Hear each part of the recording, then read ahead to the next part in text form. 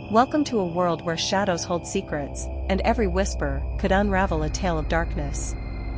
Tonight, we journey into the unknown, exploring the chilling depths of human nature and the twisted paths of those who walk among us. Are you ready to confront the sinister, the inexplicable, and the unimaginable? Stay with us as we uncover the truth behind some of the most perplexing and haunting crimes ever recorded. Brace yourself, what you discover might keep you up at night. Let the story begin.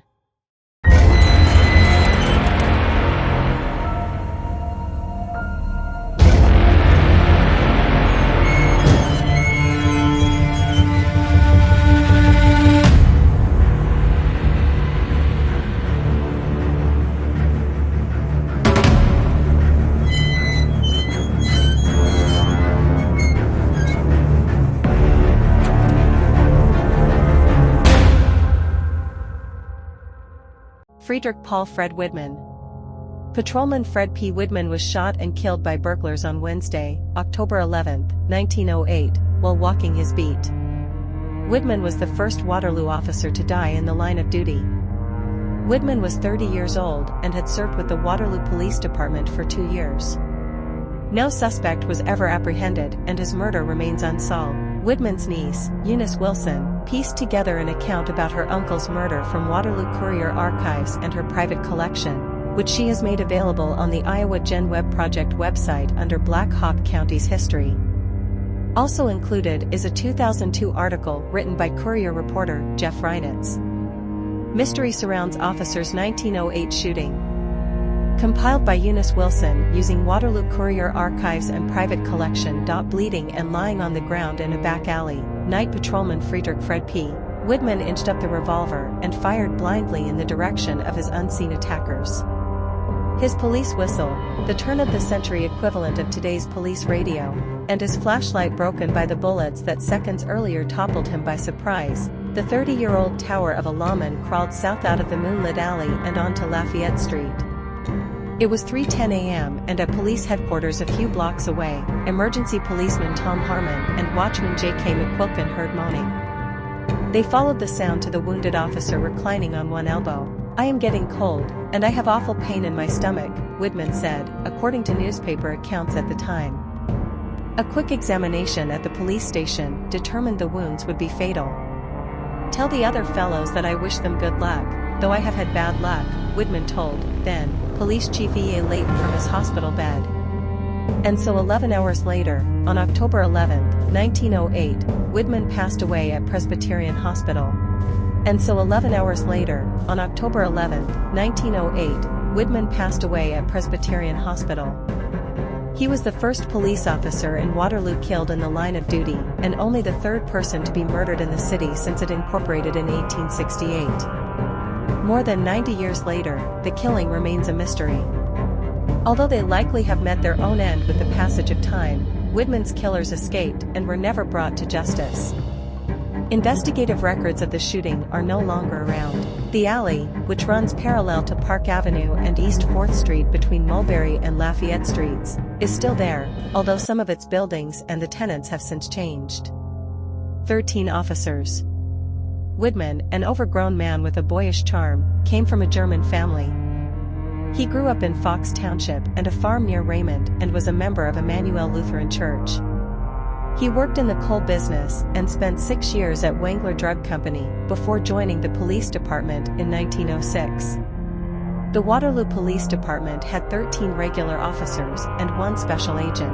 Widmann walked the night beat, responsible for an area from East 4th Street between Water and Mulberry Streets and northwest into the residential district.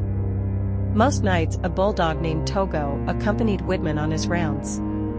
Togo belonged to a wealthy family and often slipped from his kennel to tag along. But Togo wasn't around on Widmann's last patrol. Police at the time speculated the outcome of the ambush might have been different had the four-legged partner been on the beat and smelled the criminals or attacked, marking them with bite marks for later identification. Instead, Togo's owner had sent the dog to a friend in Osage to break it of the habit of hanging around the police station. Around 2:30 a.m. on that fatal Sunday, Widmann and Harmon, who had been promoted to emergency policeman months earlier after holding the night beat taken by Widmann, passed through the alley behind Coburn and Son, an East 4th Street gun and bicycle shop, and saw nothing out of the ordinary. At 3 a.m., the two stopped to eat at a restaurant 2 blocks away on Sycamore Street. Harmon talked about continuing rounds with Widman, but one finished eating first, and they ended up going in different directions. Widman apparently retraced his path and returned to the alley behind Coburn and Son. Harmon patrolled the alley between East 4th and 5th Streets in the direction of City Hall. He was at City Hall only a short time when he heard Widman's moans. No clue. In the haze of pain and surprise, Widman thought he squeezed off 2 shots at his assailants, but he had emptied all 6 chambers of his .38 caliber Colt revolver. People nearby reported hearing as many as a dozen shots ring out. The mortally wounded officer didn't see the gunman who ambushed him, and all of his shots apparently went wild. Police believe Widman stumbled across a pair of burglars trying to break in the back door of Coburn's store. One of the thieves had drilled a square 5-inch hole in the door with a brace and bit. Authorities speculated the second man, the shooter, was acting as lookout between piano boxes and a blind area of the L-shaped alley and ambushed Widman. Another theory was that the lookout escaped to the north at the first sign of the officer, and the driller hid in the boxes and opened fire when he thought he was cornered. The gunman was so close the shooting left powder marks in Widman's wounds, according to one account. One bullet stuck the mouthpiece of his whistle and the point of his pencil and then entered his left rib. The second shot, the one that proved fatal, hit his abdomen and pierced his intestines and several large veins and arteries. A third slug grazed his right hand between his thumb and finger, where he was apparently holding his flashlight. Doctors recovered a .38 caliber bullet from his body. A man who was walking from the train depot to a relative's house reported seeing 2 men run out of the alley and cross Mulberry Street. From there they continued northwest through what is now Lincoln Park onto Park Avenue and then to Franklin Street in the direction of the Illinois Central Freight Yards. Within minutes of the shooting, all Waterloo officers were put on duty to search for the killers. They were joined by a posse of citizens, sheriff's deputies, and railroad detectives. Officer Tom Morris took a group and dashed to the Sans Souci Bridge in hopes of heading off the attackers. They found no one and worked their way downriver looking for possible hiding places. Over the rest of the day, 15 to 20 tramps and others were taken to the police station, but most could prove their alibis. Mayor R.A. Doty authorized a city reward of $200 and telegraphed the governor's office in hopes of getting the fund up to $1,000 or $2,000. Local businesses and residents also contributed. Alderman Sam Vale started the ball rolling with a $50 donation, and Hope C. Martin added $25. The days following the shooting were tense for authorities. Lawmen kept their weapons at hand and felt obligated to shoot to punctuate their command to fleeing suspects. On Tuesday, an officer fired at a man running in the area of Commercial and West 7th Streets. 2 of the bullets failed to fire and 3 others missed as the man disappeared. According to newspaper report, over the following week so many shots had been fired at suspicious characters ammunition was in short supply and the chief had ordered more. A few days after the ambush, an officer tried to stop a suspicious man early in the morning. Following a brief foot chase, police caught the man, a 40-year-old ex-convict from St. Louis, and found a loaded .38 caliber revolver on him.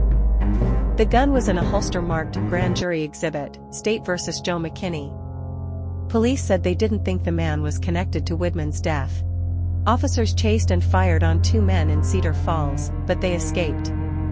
Authorities stopped 3 men in Gladbrook, but they were released after it was determined they could not have had a role in the crime. Days turned to weeks, and police were not able to unearth any clues to reveal the identity of the culprits.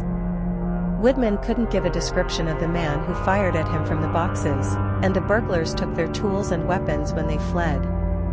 One of their fallen brothers recently by restoring his tombstone. His funeral was a citywide affair that packed the church. Stores closed for the day in memorial, and a tall stone was erected in Fairview Cemetery to mark the grave of the tall lawman.